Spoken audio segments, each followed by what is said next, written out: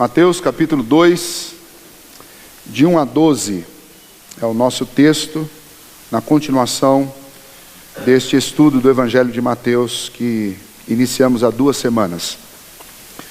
Diz assim a palavra do nosso bondoso Deus: Tendo Jesus nascido em Belém da Judéia, em dias do rei Herodes, eis que vieram os magos do Oriente a Jerusalém, e perguntavam: Onde está o recém-nascido rei dos judeus? Porque vimos a sua estrela no Oriente e viemos para adorá-lo. Tendo ouvido isso, alarmou-se o rei Herodes, e com ele toda Jerusalém. Então, convocando todos os principais sacerdotes e escribas do povo, indagava deles onde o Cristo deveria nascer. Em Belém da Judéia, responderam eles, porque assim está escrito por intermédio do profeta: E tu, Belém, terra de Judá, não és de modo algum a menor entre as principais de Judá, porque de ti sairá o guia que há de apacentar a meu povo Israel. Com isto, Herodes, tendo chamado secretamente os magos, inquiriu deles com precisão quanto ao tempo em que a estrela aparecera. E enviando-os a Belém, disse-lhes: Ide informar-vos cuidadosamente a respeito do menino, e quando o tiverdes encontrado, avisai-me, para eu também ir adorá-lo.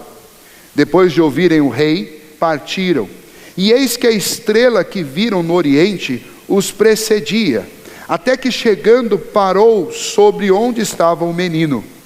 E vendo eles a estrela, alegraram-se com grande e intenso júbilo. Entrando na casa, viram o menino com Maria, sua mãe. Prostrando-se, o adoraram, e abrindo seus tesouros, entregaram-lhe suas ofertas: ouro, incenso e mirra. Sendo por divina advertência prevenidos em sonho para não voltarem à presença de Herodes, regressaram por outro caminho à sua terra.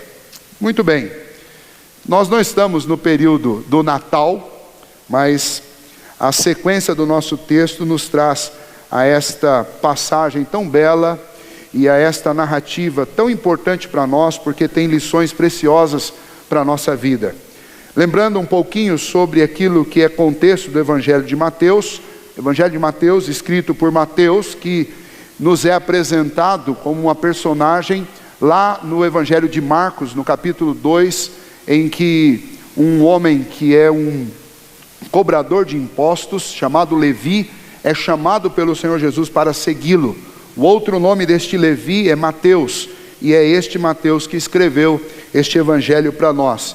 Mateus tem uma preocupação especial de falar o Evangelho numa linguagem que seja acessível ao seu povo, ao povo judeu, porque o grande propósito, a grande intenção dele é converter ou confirmar judeus, seus patrícios, na fé em Cristo Jesus. Então ele escreve na segunda metade do primeiro século, entre o ano 63 e 66 depois de Cristo, e ele anuncia este Evangelho para que o seu povo creia em Jesus Cristo, não apenas como um profeta entre muitos que surgiu lá em Belém e que viveu na Palestina naquele século, mas o que Mateus queria era apresentar Jesus como o verdadeiro rei, o descendente real, o descendente legítimo da linhagem de Davi.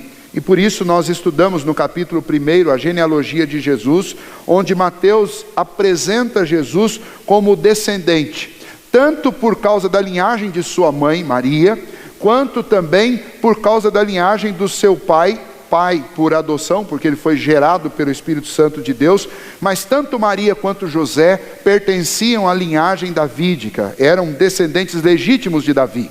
A pergunta que nos ocorre sempre é: por que então José ou Maria não eram os reis, ou não pertenciam à família real daqueles dias de Jesus, e sim Herodes? Porque Herodes não foi escolhido para ser rei por causa da sua linhagem davídica. Quando o povo retornou dos exílios que aconteceram no tempo do Império Babilônico, depois no tempo do Império Persa e depois no tempo do Império Medo-Persa, a recuperação que foi feita em Jerusalém pelos próprios romanos, no período do Império Romano, fez com que o próprio ou estes impérios estabelecessem um governo naquela terra.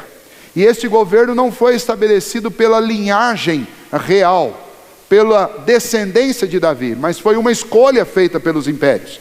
Então Herodes não era o rei de Israel por conta da legitimidade da sua linhagem. Ele era rei por uma escolha do Império Romano, que o pôs como rei daquele povo. Este reinado também era um reinado de acomodação, porque quem dominava aquela região era o Império Romano, e o Império Romano colocava governadores e colocava prefeitos nas cidades e nas regiões ali também. Então este governo existia para contentar os judeus e para evitar que houvesse uma rebelião contra o Império Romano. Mas este governo, ele apresentava suas questões aos prefeitos, aos governadores de Roma, que estavam ali representando o império. E então eles tinham aquela vida de monarca, mas eles não tinham o poder e a autoridade que um rei deveria ter. Por isso o povo de Israel ansiava tanto pela reconstituição da linhagem davídica, porque eles esperavam um rei que realmente os representasse e que os libertasse do domínio daquele império. E então o texto de Mateus é um texto que apresenta Jesus não como esse monarca que veio para fazer uma guerra política, mas apresenta Jesus como o verdadeiro Messias, rei da linhagem de Davi, prometido não apenas para ser rei durante uma geração, durante alguns anos, mas para ser o rei definitivo, o rei de toda a terra, rei para sempre, como ele tinha feito, como o Senhor fez a promessa através dos profetas, desde o período de Davi, que este reinado jamais passaria. Os homens esperavam um rei diferente, mas o rei nasceu de forma humilde, como nós já lemos sobre o nascimento de Jesus e estamos estudando aqui, não como eles esperavam, dentro de um palácio. Mas, quando nós olhamos para o texto que Mateus fez, cuidadosamente Mateus vai colocando estes quadros exatamente para mexer com os judeus e mostrar para aqueles judeus que, embora nos dias de Jesus eles não reconheceram Jesus como o verdadeiro rei, ele realmente era o rei da linhagem davídica. Então Mateus tem um cuidado de organizar este evangelho de tal maneira que os judeus ouçam, faça sentido para eles e eles se convertam ao Senhor Jesus. Então o Senhor Jesus é o cumprimento daquela promessa que havia sido feita. O capítulo 1 que nós estudamos revela que Jesus merece honra real, porque ele realmente é o legítimo descendente de Davi. Agora o capítulo 2 vai mostrar que Jesus não apenas merecia honra real, vai mostrar que pessoas deram a honra que Jesus merecia desde quando ele nasceu. Os judeus não fizeram isso porque os judeus foram relapsos em reconhecer Jesus como rei e de adorá-lo como rei. Mas pessoas, inclusive que não eram nem judeus, fizeram isso. E embora Jesus não tenha nascido num palácio, ele recebeu a honra de um rei, e ele foi adorado e presenteado como um rei é adorado e presenteado. E é precisamente isso que nós encontramos nos primeiros versículos do capítulo 2, que nós acabamos de ler. Olhando aí estes textos que nós lemos, verso a verso, nós encontramos essa bela história destes homens que são chamados aí de magos do Oriente, que vieram visitar o Senhor Jesus. Algumas questões que são apresentadas para nós, que têm importância histórica, a partir do versículo 1, mostra que Jesus nasceu em Belém. Veja lá, Mateus diz: tendo Jesus nascido em Belém da Judéia. Isso é dado histórico, é o lugar onde Jesus nasceu. Cumprimento de uma profecia que foi feita lá pelo profeta Miqueias, no capítulo 5, versículo 2, inclusive profecia que é citada aqui nesses versículos, no versículo 6, profecia que foi feita de que Belém, embora fosse uma cidade pequena, singela e humilde, ela seria o berço do Redentor, do Rei dos Reis. E verdadeiramente Jesus nasceu em Belém da Judéia, e Mateus nos diz isso. Mateus também nos dá um outro dado histórico importante, que Jesus nasceu nos dias do rei Herodes. Então nós sabemos quem era o monarca de Israel nesses dias. E então ele introduz esta visita tão especial, que tem uma mensagem muito bela a nos ensinar, uma lição muito bonita. Depois daqueles dias do nascimento de Jesus, vieram magos do Oriente até Jerusalém. Esta expressão, magos, era uma expressão usada por medos e persas, para identificar pessoas que eram estudiosas da religião e da ciência, e faziam esse seu estudo especialmente a partir da observação dos astros, das estrelas. E então por isso eles recebiam esse nome. Hoje isso tem muito a ver com mágica, mas naquela época não tinha nada a ver com mágica, tinha a ver com a ciência que podia ser feita naquele tempo. E então, esta nomenclatura magos do Oriente nos leva a crer que estes homens vieram da região dos medos e dos persas. E aí, isso é importante que a gente reflita sobre essa questão e observe, porque isso nos dá uma pista de como estes homens sabiam do que estava acontecendo ali. No texto, nós vamos observar que eles vieram até Jerusalém, vieram até a Palestina, seguindo uma estrela. Mas eles seguiam essa estrela por um motivo, e a motivação deles não tinha sido descoberta através das estrelas. A motivação deles era muito clara: eles vieram para ver o rei dos judeus. Eles não leram isso nas estrelas. A maior probabilidade que o conhecimento que eles tinham a respeito da vinda de um rei mandado por Deus era os escritos que provavelmente foram deixados entre os medos e os persas por parte do profeta Daniel. Nós estudamos aqui há um ano atrás o livro do profeta Daniel, e se vocês recordarem, vocês vão lembrar que os últimos 4 capítulos do profeta Daniel, o profeta Daniel oferece 600 anos antes desses acontecimentos, profecias que são extremamente assertivas, que são exatas a respeito do contexto histórico dos dias que antecederiam a vinda do Senhor Jesus. Então é bem provável que esses magos, que eram estudiosos, eles tiveram acesso a esta literatura, aquilo que Daniel ensinou enquanto ele esteve na Babilônia, esteve entre os persas, entre os medos e os persas, e isso ficou lá guardado, provavelmente não ficou escondido numa estante empoeirada, mas estes sábios, eles acessaram essas profecias, e eles acreditaram nessas profecias, e não só acreditaram, eles buscaram sinais na criação, especialmente nas estrelas, nos astros celestes, sinais que pudessem apontar que o dia do cumprimento daquelas profecias tinha chegado. E o Senhor, de uma maneira soberana e extraordinária, absolutamente poderosa, deu-lhes esse sinal. E eles vieram seguindo este sinal até Jerusalém, até ao encontro com Herodes, e depois tiveram uma pista muito boa dada pelos escribas e fariseus de onde Jesus estaria, e novamente a estrela aparece e eles seguem a estrela até Belém, até a casa onde estava o Senhor Jesus. Nós não sabemos muito mais sobre eles, sabemos apenas isso, que estes magos do Oriente vieram de entre os medos e os persas, e a melhor chance de explicar o conhecimento que eles tinham a respeito da profecia da vinda do Senhor Jesus eram as profecias que foram dadas por Daniel, na época que Daniel viveu entre os medos e os persas, no tempo do Império Babilônico, do Império Medo e do Império Medo-Persa. Além disso, é importante que a gente considere, porque na época do Natal, a gente faz aquelas representações, especialmente com as crianças, e a gente tem o hábito de falar dos 3 reis magos, né? São 2 informações aí que não tem precisão nem prova bíblica. Primeiro, a informação de que eles eram reis. Não tem lugar nenhum na Bíblia que diz que eles eram reis. A segunda informação, de que eram 3. Também nós não temos esta informação de que eram 3 reis magos. De onde vem essa ideia de que eram 3? A informação de que eram 3, a gente supõe por causa dos 3 presentes. E aí a gente imagina que cada um trouxe um presente, então, portanto, 3 magos, que nós chamamos de reis também. Mas nenhuma das 2 informações nós encontramos, nem aqui em Mateus, nem em Lucas e nem nos outros evangelistas. Eram magos do Oriente, homens sábios, estudiosos, que vieram para adorar o Rei dos Reis, o Senhor dos Senhores. E eles trouxeram consigo presentes muito caros, presentes importantes. Por isso alguns acham que eram reis, para poder ter ouro para dar para os outros, para dar para este rei, para poder ter incenso e mirra, para poder presentear.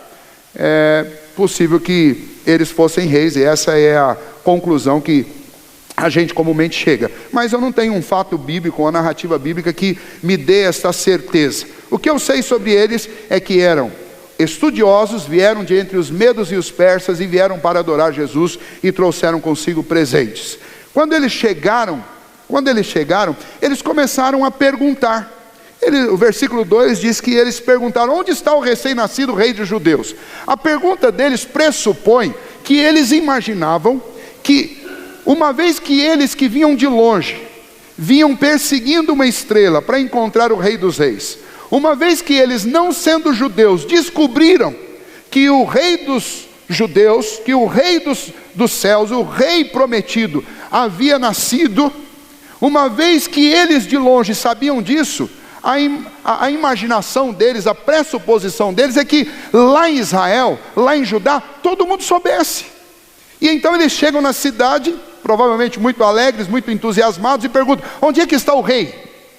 E aí as pessoas ficam assustadas com aquilo. Que rei? Nós não estamos sabendo de rei nenhum. O único rei que a gente conhece é o rei Herodes. E a notícia correu, e o texto diz que a cidade ficou alarmada, mas muito mais do que a cidade, um personagem de forma muito especial ficou alarmado, ficou incomodado, ficou em agonia por causa daquela informação. O seu ser ficou ansioso, e este era Herodes. E por quê? Por dois motivos pelo menos. Primeiro, porque Herodes sabia que ele não era da linhagem real, portanto ele sabia que a ocupação dele do trono não era legítima. Segundo, por que ele ficou alarmado? Porque estes homens sábios vieram de longe com uma informação que tinha passado desapercebida pelos sábios de Israel e de Judá, especialmente os membros do Sinédrio e os escribas, que eram especialistas em profecias, especialistas na lei de Deus, mas não notaram que aquilo tinha acontecido. E então Herodes fica extremamente preocupado com aquela situação, e na sua preocupação ele manda chamar estes magos à sua presença. E quando os magos chegam à sua presença, o versículo 3 diz: tendo ouvido isso, alarmou-se o rei Herodes e com ele toda a Jerusalém. Então, convocando os principais sacerdotes e escribas do povo, indagava deles onde o Cristo deveria nascer. Herodes queria saber onde estava. E não queria saber porque ele era um homem de boas intenções. Ele não queria saber porque ele tinha um desejo profundo no seu coração de adorar o Senhor Jesus. Ele queria saber porque o desejo dele era garantir o seu reino. O desejo dele era suplantar aquele rei que poderia estar chegando, se é que os magos estavam certos. Então, ele, na sua fúria, ele vai inquirir dos seus sábios. E aí ele chama lá os principais do Sinédrio, os homens que eram especialistas na Septuaginta, que é o Antigo Testamento. E eles são questionados: olha, aonde é? Vocês têm acesso aí às profecias, aonde é que o rei tinha que nascer?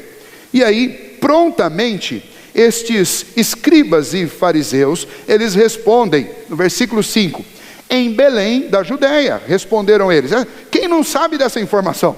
É uma informação óbvia. Todo bom judeu, ou todo judeu praticante da sua religião, sabe. Por quê? Porque está escrito, o profeta Miqueias, no capítulo 5, versículo 2, disse o que ele vai citar aí no versículo 6. E tu, Belém, terra de Judá, não és de modo algum a menor entre as principais de Judá, porque de ti sairá o guia que há de apacentar o meu povo. E então, estes religiosos, eles conheciam a profecia, mas eles não notaram que a profecia tinha se cumprido. E aqui fica um gancho para as nossas aplicações daqui a pouco, porque esta é uma característica muito comum da religiosidade. A religiosidade leva você a conhecer muito, mas entender pouco. Leva você a conhecer coisas que são profundas de Deus, como as profecias, e eles eram estudiosos das profecias, mas uma coisa é conhecer, outra coisa é acreditar. Uma coisa é conhecer a Deus, outra coisa é adorá-lo.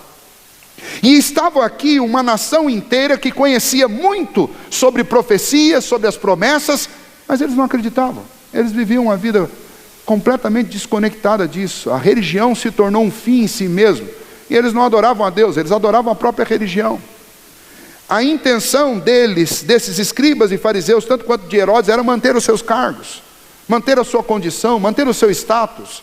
E o resultado disso é que aqui eles se passam por bobos, porque homens vindos do Oriente, não judeus, eles perceberam o que aconteceu debaixo das barbas de Herodes, e nem Herodes, nem os escribas, nem os fariseus, nem os saduceus, nenhuma daquelas tribos radicais que existiam entre os judeus perceberam o que estava acontecendo. E então o texto mostra para nós que quando Herodes percebe que aqueles magos do Oriente podiam estar realmente corretos, porque havia uma profecia que o rei ia nascer em Jerusalém, e os escribas sabiam disso, mas também foram pegos de surpresa. Ele chama secretamente esses magos do Oriente e diz para eles o seguinte: olha, vão então até Belém, porque a profecia diz que era lá que o Filho de Deus tinha que nascer. E se vocês o encontrarem, passem aqui e me digam precisamente onde ele está, para que eu possa também ir adorá-lo. Que grande hipocrisia de Herodes, não? Herodes queria matá-lo. Tanto é que este Herodes vai ordenar o assassinato em massa de filhos primogênitos depois desses acontecimentos. Exatamente porque ele quer extirpar da face da terra este novo rei, este rei prometido. Mas este Herodes é tão falso, tão hipócrita, que ele chega para aqueles magos e diz para eles que ele desejava adorá-lo. Ele queria ir também com eles, ele queria participar com eles dessa adoração. E o texto diz que aqueles reis magos deixaram a presença do rei, versículo 9, depois de ouvirem o rei, partiram, e eis que a estrela que viram no oriente os precedia. E novamente na caminhada deles, depois daquela parada em Jerusalém, eles notaram novamente a estrela, e eles continuaram seguindo essa estrela. E essa estrela os levou precisamente ao lugar aonde o menino estava, onde o Senhor Jesus estava. Um outro erro comum que nós cometemos quando nós contamos essas histórias do Natal é colocar os magos lá no presépio, como se eles tivessem visitado Jesus numa manjedoura. De fato isso não aconteceu. Eles não visitaram Jesus lá na manjedoura. Por quê? Veja bem, quando nós lemos os relatos, tanto de Mateus quanto os relatos de Lucas, nos relatos de Lucas, por exemplo, nós temos a informação de que Maria, quando completou 40 dias que o seu filho tinha nascido, seguindo aquilo que a lei a respeito dos sacrifícios e da apresentação dos filhos diante do Senhor, ela, observando essas leis, quando completaram, no 40º dia, quando completou 40 dias do nascimento do Senhor Jesus, ela foi ao templo e levou consigo um par de rolas e 2 pombinhos para oferecer em gratidão a Deus pelo nascimento de Jesus. Esta oferta era a oferta mais barata que alguém podia trazer. Era a oferta de alguém que estava vivendo na linha da miséria. Estas rolinhas e estas pombinhas custavam centavos no mercado de Belém, no mercado em qualquer cidade de Jerusalém, custava centavos. E então esta oferta que ela trouxe por Jesus era a única coisa que ela tinha. Isso foi 40 dias depois do nascimento de Jesus. Vejam só, se ela já tivesse recebido a visita dos magos do Oriente, ela teria ouro, teria incenso e teria mirra. Ela podia comprar uma grande oferta para dar pelo seu filho, e não tenha dúvida de que ela faria isso. Então, o que é mais provável é que quando estes homens foram a Belém, eles encontraram Jesus já numa casa, porque José era um homem responsável. Ele não deixaria o seu filho ficar num estábulo por 40 dias e continuar lá. Naquela noite do nascimento de Jesus, ele não encontrou lugar para Jesus, mas como todo pai responsável, no dia seguinte ele deve ter ido procurar um lugar para ficar. E então o texto, quando nós lemos, fala que eles encontraram Jesus e eles entraram na casa onde ele estava. Ele não estava no estábulo. Então, quando a gente faz a representação do Natal, a gente tem que tomar cuidado, porque às vezes a gente conta uma história que não é verdadeira. Os magos não visitaram Jesus no presépio. Quem visitou Jesus lá no presépio foram os pastores, porque na noite do nascimento eles foram até lá. Mas os magos do Oriente não. Estes visitaram Jesus um bom tempo depois, e quando eles visitaram Jesus, eles trouxeram presentes e ofertas que eram de altíssimo valor. algo que provavelmente mudou a condição, não mudou da água para o vinho, mas mudou muito a condição de José naqueles dias. Deve ter dado a condição de José de ter uma casa melhor, de começar um trabalho e de executar a sua função profissional. Esta oferta realmente deve ter tido uma grande influência na condição econômica de José e Maria a partir dali, porque era algo muito caro. Mas o encontro destes magos com Jesus é um encontro que nos traz grande emoção. O texto relata que quando eles chegaram, eles sentiram grande alegria. Veja, o versículo 10: e vendo eles a estrela, alegraram-se com grande e intenso júbilo. Eles encontraram o Filho de Deus, eles encontraram o Rei dos Reis. O versículo 11 diz que entrando na casa, viram o menino com Maria, sua mãe, e eles fizeram o quê? Eles se prostraram e adoraram. Ou seja, eles reconheceram a divindade do Senhor Jesus. Eles se prostraram diante dele, porque ele é rei. Eles se prostraram diante dele porque ele era Deus, e porque eles entendiam que eles deveriam adorá-lo. Estes homens não eram judeus, não tinham aprendido nada sobre a religião judaica, eles não tinham informações, exceto aquelas que provavelmente eles aprenderam dos escritos de Daniel, lá entre os medos e os persas.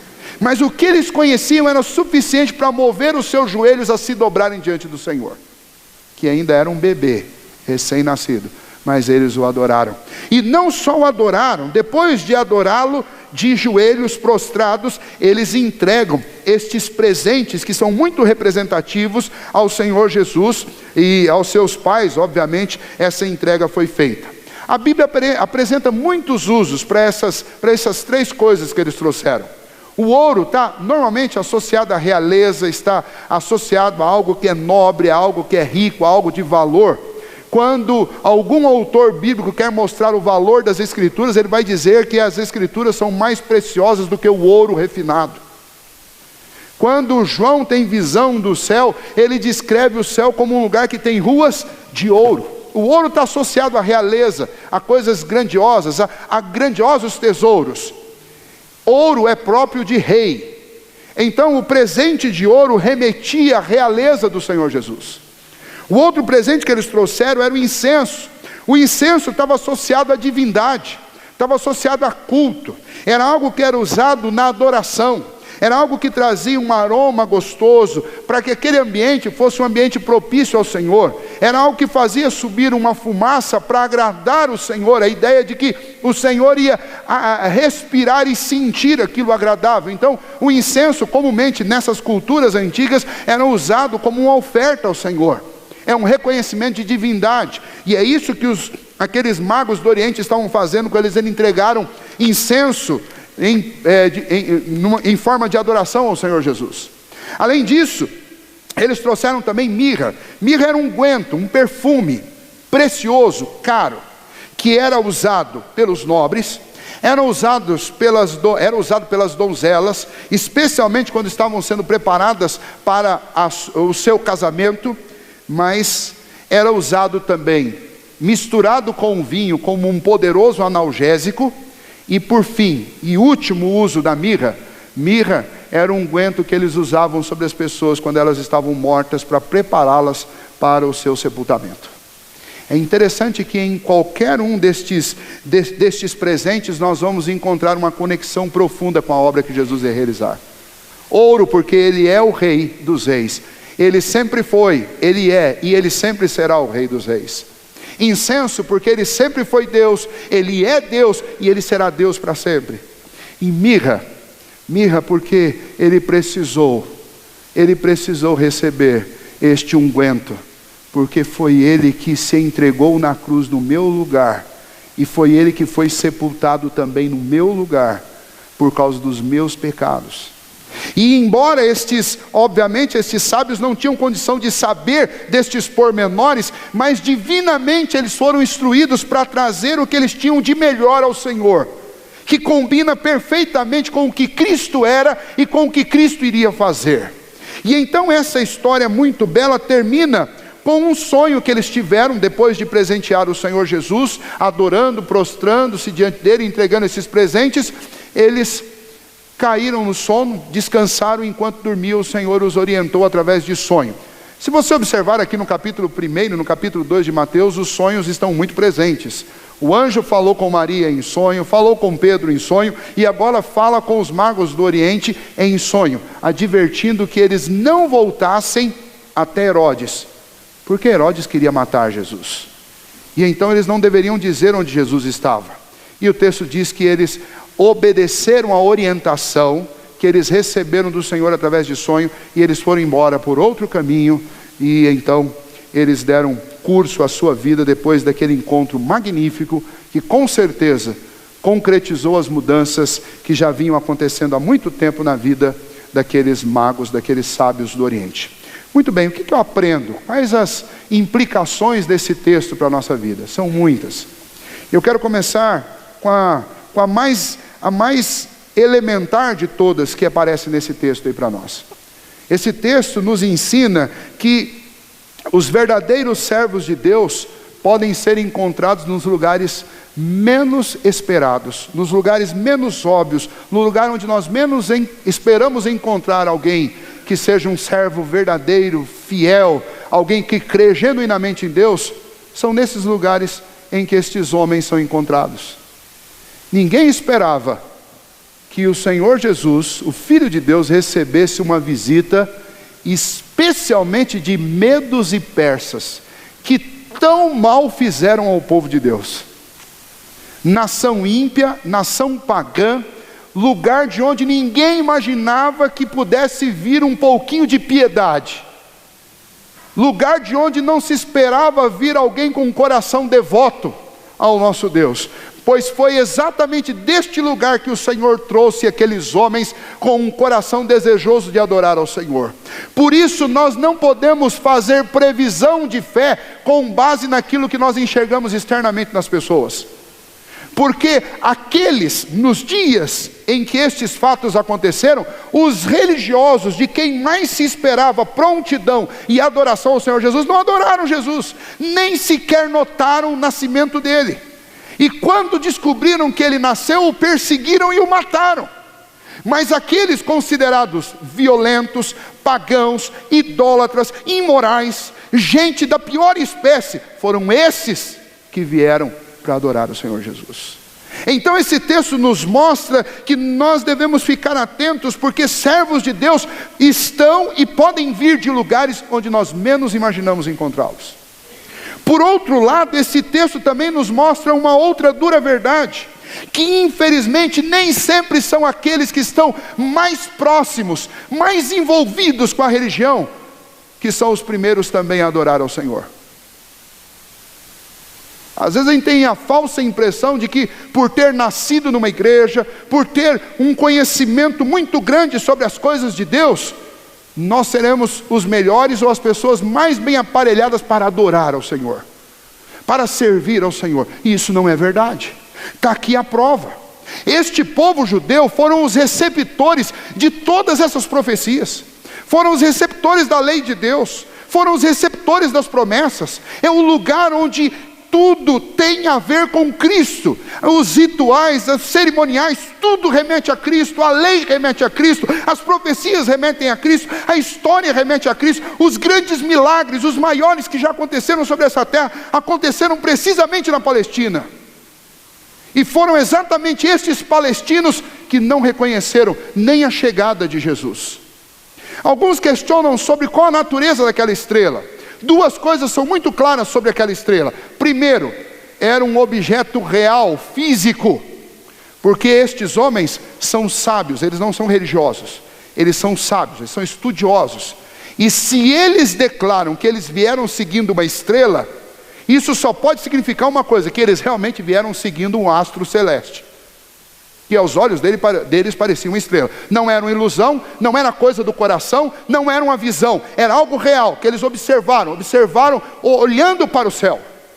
Agora vejam só, se observando as profecias que eles tinham lá, entre os medos e os persas, lá na Síria e a Síria, se observando as profecias que ficaram lá, talvez pedaços de papel, registros antigos sobre o que Daniel falou, Observando isso, eles concluíram que o tempo chegou, e olhando para o céu, olhando para a criação, eles viram um sinal. Por que é que os judeus não viram?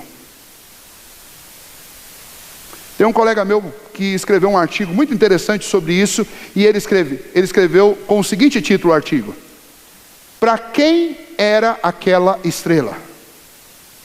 A tese dele é que Deus colocou aquela estrela lá para os judeus enxergarem, mas os judeus não viram a estrela no céu, porque infelizmente a nossa religiosidade, a religiosidade vazia, nos faz olhar para o lugar errado.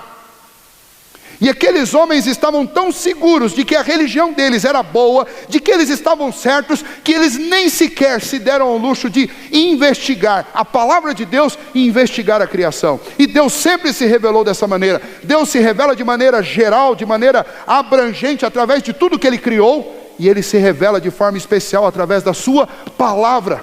E aqueles homens que não eram religiosos, lá de longe, observaram a palavra e observaram a criação, e eles notaram que alguma coisa extraordinária aconteceu.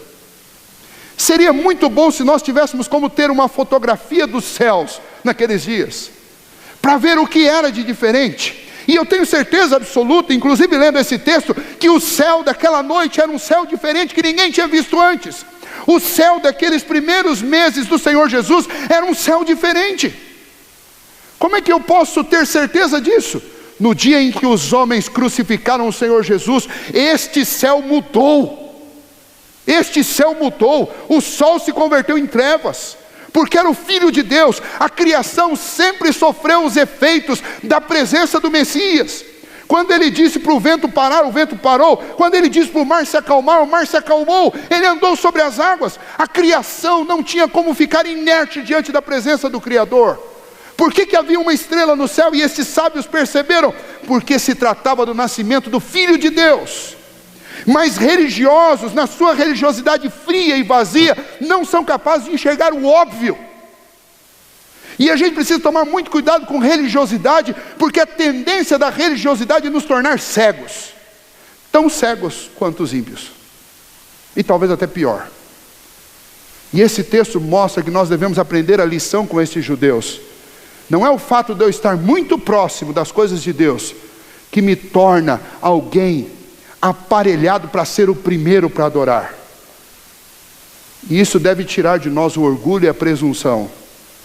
Eu sou filho de presbiteriano da 3ª geração. E daí? Você acha que isso te faz mais crente?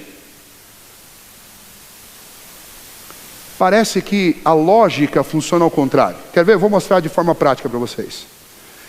Muitos de vocês aqui são filhos ou netos de homens crentes que viajavam 5, 6, 10 quilômetros para vir à igreja, arrastando uma ninhada de filhos, meia dúzia, uma dúzia.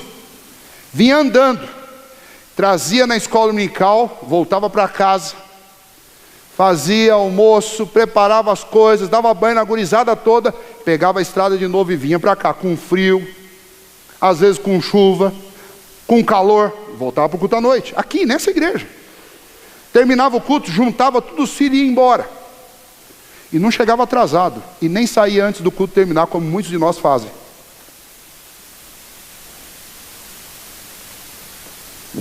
Agora hoje a gente tem casa do lado da igreja. Você mora do lado. Às vezes a gente mora tão perto que é só cruzar a rua.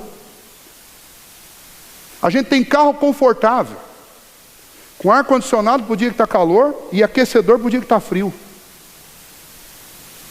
Tem 1 ou 2 filhos só, não tem mais meia dúzia, nem uma dúzia. Eles não atrasavam e não faltavam. A gente mora do lado da igreja, tem carro confortável, tem tudo na mão, a gente vem no dia que dá na telha, não vem todo dia. Não assume compromisso com Deus.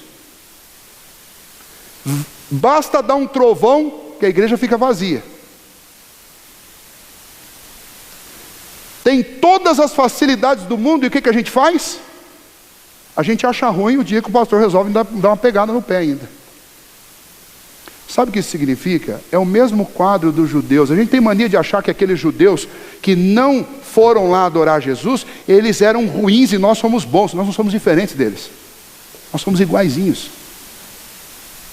O que esse texto mostra é que aqueles que sempre devem adorar primeiro, infelizmente, são os que adoram por último. Os que tinham que chegar na igreja primeiro, chegam por último.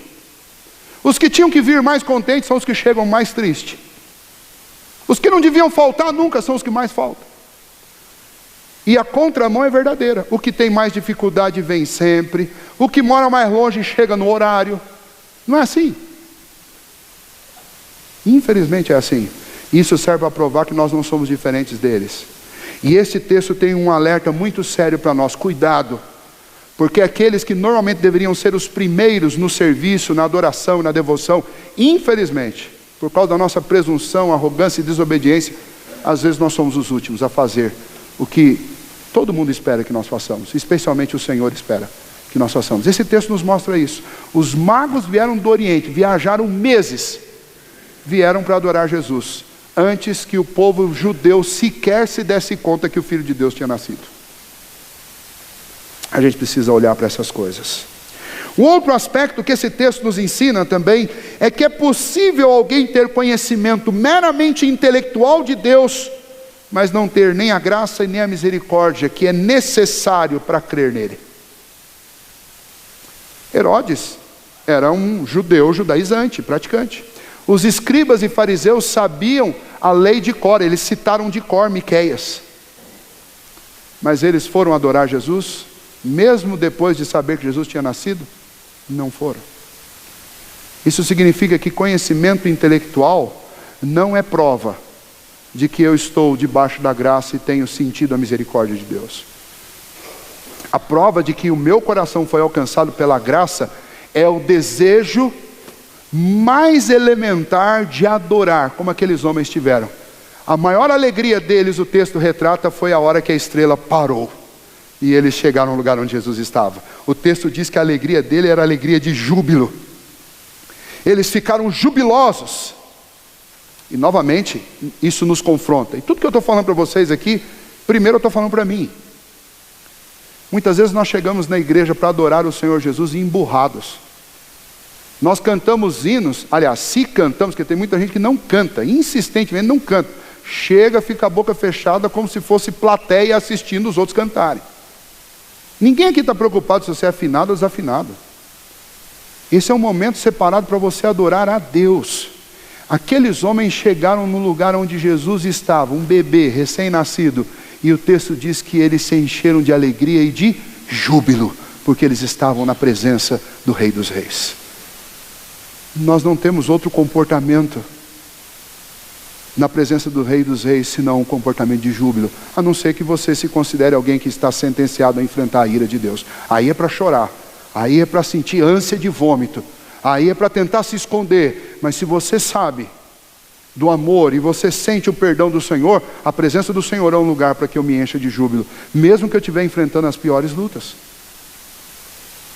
E estes homens, eles se alegram. Além disso, a marca da verdadeira adoração e da verdadeira fé é que estes homens se prostram diante de Deus. Aqueles que creem em Deus, eles têm prazer de, diante do Senhor, se dobrarem seus joelhos, dobrarem o seu tronco, reconhecerem que eles são servos e que estão diante do seu Criador, do seu Rei.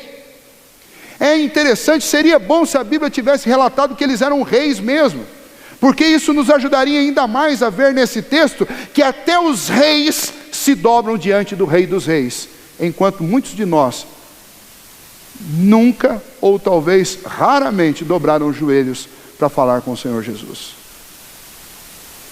E isso que dobrar joelho é um símbolo de humilhação. Mas o principal dobrar é o dobrar do coração diante do Senhor, reconhecendo que Ele é o Senhor e que eu sou uma criatura, que Ele é o chefe, eu sou o servo, que Ele é o rei, eu sou o súdito, que Ele é santo e eu sou o pecador, que tudo depende dEle. Então tome cuidado, é possível ter conhecimento intelectual sobre Deus sem ter absolutamente nada da graça e da misericórdia do Senhor. Mas quem está debaixo desta graça, desta misericórdia, sente alegria em Cristo, se prostra e adora o Senhor Jesus. E aqui uma quarta lição: aqueles que reconhecem verdadeiramente a Cristo Jesus, que têm uma fé verdadeira, estão dispostos a entregar o que tem de melhor ao Senhor Jesus. Esta é uma grande lição que estes homens nos ensinam. Aqueles que têm a fé verdadeira em Cristo Jesus, o reconhecem como o Senhor de suas vidas, eles estão dispostos a entregar o seu melhor para Deus. E de novo isso coloca a gente contra a parede. Coloca porque muitas vezes na nossa religiosidade a gente quer oferecer para Deus o pior. É o pior do nosso tempo. Depois que você já se cansou com tudo que você tinha para fazer, aí você vem para a igreja, como é que fala? Em cacarecos, né? Vem só o pó. Não tem mais ânimo para cantar, não tem mais ânimo para orar, não tem mais ânimo para ficar de pé, não tem mais ânimo para aguentar o pastor que fala mais do que... Por quê? Porque eu já esgotei todas as minhas forças fazendo qualquer outra coisa. Eu reservei 1h30 para Deus lá no final do meu domingo. Quando a junta diaconal, os homens são convocados para vir trabalhar, fazer um mutirão na igreja, aparecem 2. Por quê? Porque tem churrasco para ir, porque tem não sei o que para ir, porque tem cama para ficar, tem partida de futebol, tem mais não sei o que. Ou seja, a gente não tem nada para oferecer para o Senhor. Aí quando a minha agenda está completamente vazia, não tem mais nada para fazer, bom, já que está sobrando um tempinho, ou seja, é resto, aí eu vou dar isso para Deus. A gente programa coisas na igreja exatamente para fornecer oportunidades para o povo adorar a Deus, mas às vezes a impressão que nós temos é que nós estamos sempre lidando com o refúgio, o que sobrou. Olha, sobrou um espacinho na minha agenda, coincidentemente bateu com um dia que vai ter uma programação na igreja. Então vamos lá, não tem mais nada para fazer. Estes homens aqui largaram tudo. Largaram suas famílias, eles largaram, se eram reis, largaram seus reinos, largaram seus estudos, largaram suas tarefas e empreenderam uma viagem e trouxeram seus tesouros para colocar aos pés do Senhor Jesus. Sabe o que isso pressupõe? Isso pressupõe uma fé verdadeira e operante. Porque quem tem um coração cheio desta fé verdadeira está disposto a entregar o melhor para o Senhor, não o resto. Não o resto. Por último, esse texto nos ensina a respeito da importância de darmos ouvidos à direção do Senhor para a nossa vida. Deus falou com aqueles homens através de um sonho, para que eles não voltassem por Herodes. E eles obedeceram. Deus usa as maneiras mais extraordinárias para falar conosco. Ele pode falar de forma ordinária pela palavra, porque Ele deu para nós como única regra de fé e prática. Mas Ele pode te orientar através de um conselho de uma pessoa. Ele pode te orientar através de uma pregação. Ele pode te orientar através de um sentimento profundo no seu coração, o Espírito de Deus falando com o seu espírito. Ele pode te orientar através de um sonho. A questão é, você vai dar ouvidos ou não? Nós estamos dando ouvido às orientações de Deus ou não? Porque Deus fala conosco. Deus nos fala para nos livrar de caminhos que vão trazer dor para a nossa vida, vão trazer prejuízos para a nossa vida. Semanalmente o Senhor fala conosco. Se você não tem ouvido de nenhuma outra maneira, mas pelo menos uma vez por semana, quando você ouve uma pregação, seja de manhã, seja de noite, Deus está falando com você. Você está ouvindo isso? São orientações do Senhor para a sua vida.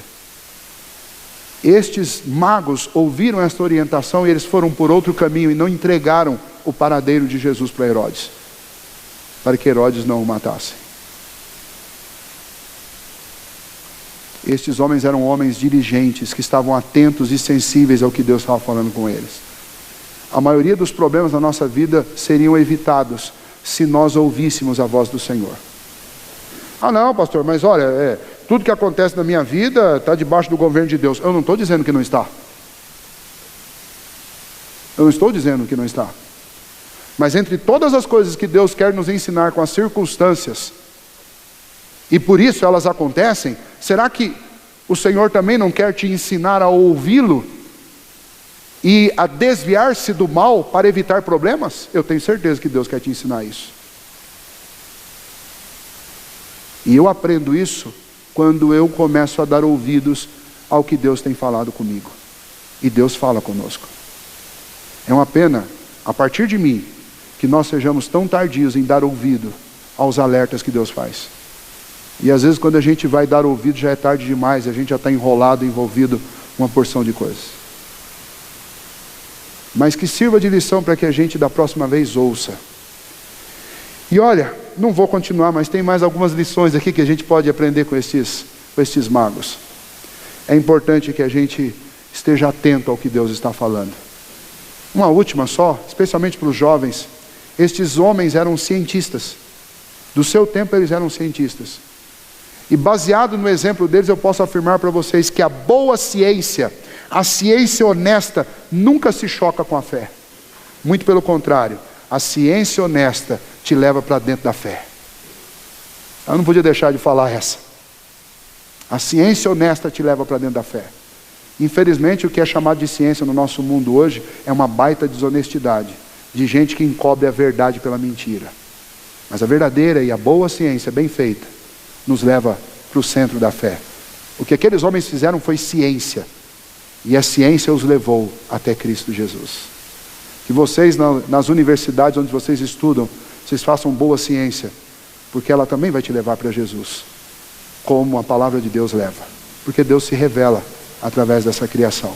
E se eu estudar com honestidade e com afinco esta criação, ela vai me fazer conhecer Deus. Não tanto quanto a Bíblia, que é a revelação especial, mas ela vai te levar para mais perto do Senhor. Amém? Que Deus nos ajude a guardar essas lições. Vamos ficar em pé e nós vamos orar, encerrando nesta noite, pedindo que o Senhor nos ajude a obedecer e a levar em consideração esta mensagem que aprendemos com Mateus nesta noite. Ó bendito Senhor, muito obrigado pelos alertas e pelas exortações que o Senhor nos faz através desta história. Ó Deus, ajude-nos, ó Pai, para que nós não entreguemos o nosso coração à religiosidade vazia e sem sentido, que nos torna tão cegos como aqueles que nem sequer ouviram uma única vez falar do Senhor. Porque infelizmente a religiosidade já fez isso muitas vezes, com milhões de pessoas. E se nós não ficarmos atentos, pode fazer conosco também. Então, ó Deus, ajuda-nos, ó Pai, para que dentro do nosso coração exista sempre uma fé verdadeira, robusta, uma fé que nos emociona, uma fé que nos leva para a presença do Senhor, uma fé que nos faz sentir alegria na presença do Teu Filho, uma fé que nos faz se dobrar diante do Senhor e te adorar, uma fé que nos leva a entregar o nosso melhor para o Senhor. Ó Deus, que qualquer manifestação religiosa que seja diferente disso, não tenha lugar no nosso coração.